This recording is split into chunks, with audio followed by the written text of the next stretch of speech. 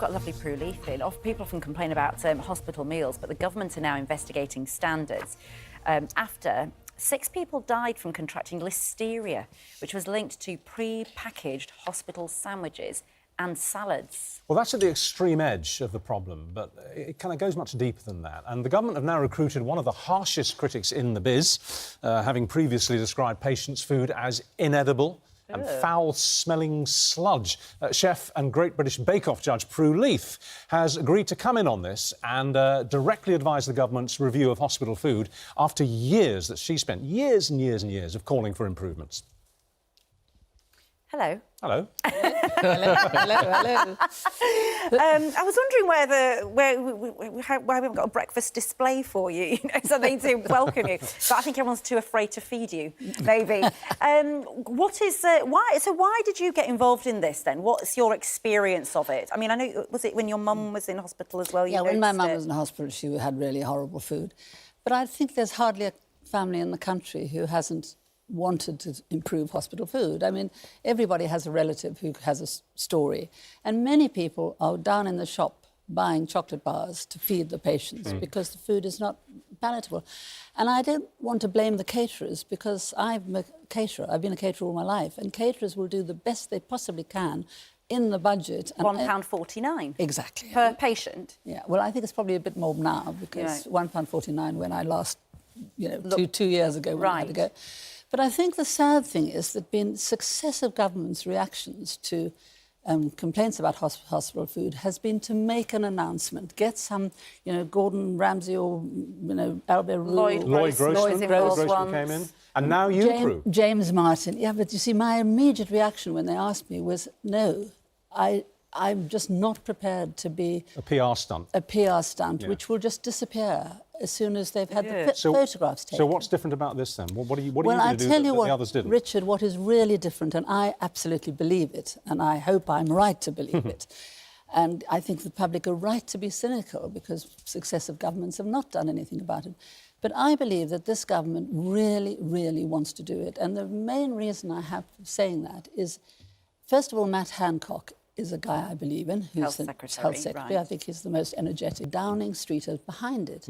Unless Downing Street really wants something to happen, it won't happen. Well, what is your main... Do you think they need to put more money into it? I mean, is it, if the caterers had more budget per person, if they had £4 or £3.50, per patient for a lunch, I don't know how it works. That would be wonderful, and I don't think that'll happen overnight. You don't? Overnight.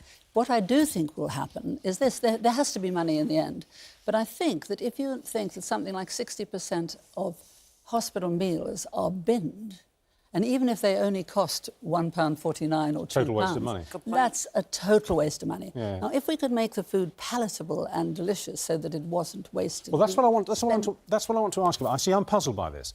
Let's just say that we don't increase the budget. Let's say it stays at £1.50 a meal, OK? No, it's got to go up a bit. Well, OK, it goes up to £2 or something. I don't understand why, say, a simple meal like porridge can come to the patient inedible, cold, either too runny or way too stiff, or the kind of sludge that we've been showing there in some of the other meals. It doesn't, to me, I don't see the connection between between low-cost ingredients and serving food which is presented and cooked in such a way that it's... I mean, it looks like a dead cat. I have no idea and what's that? I mean, we don't... Well, obviously, that's... Surely the technique is the pictures, problem. I know that these pictures come from the campaign for hospital food. Oh, who'd eat that? They achieved so little. I mean, I was on that campaign.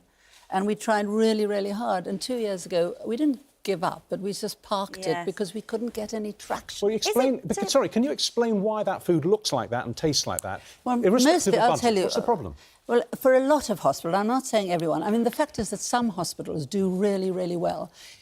I just need to make this point, that there are hospitals that feed patients well, and they have something like 75% of patients who are absolutely delighted with the food, which, is fine. But why is food arriving at patients' beds Mainly because there are a lot of hospitals where the food is cooked miles away in a factory in Wales or something. It's pelleted into horrible little dehydrated frozen portions. Then rehydrated. And then it's called back, rehydrated, reheated in a regeneration oven, which means reheated, with some sauce on top.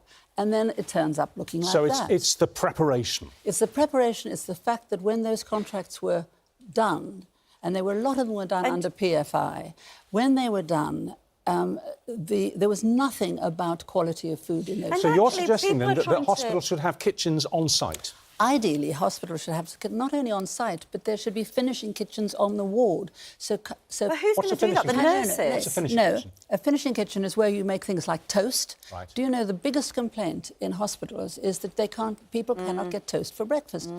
They get soggy bread, cheap bread, or they get toast, which is like pipe lagging because it's been toasted for hours and then been in a hot trolley. So scrap the contracts from these long-range preparation Which plants. may be difficult because they will cost a lot of money Well, if to you break. don't, but if you don't do that, you're going to stick Of with the course, problem, aren't you? I want them to break a lot of those contracts. I want them to have finishing kitchens near the patient, and most of all, to have people who are committed to good food. Until doctors realise that food is medicine and that people will get better faster. Well, I was going to say this. This isn't an food. esoteric discussion. We're not just talking about, it doesn't taste very nice, it doesn't look very nice. Meal times, when you're recovering from an injury or from an operation or an illness of some kind, are critical to your spirits. And if a good meal comes in and it attracts you to eat, then actually, as you say, the healing process is accelerated. It's been shown. Exactly. That, and besides which, we should want to give patients... Look, being in hospital is not a joyous experience. You're there because you're ill.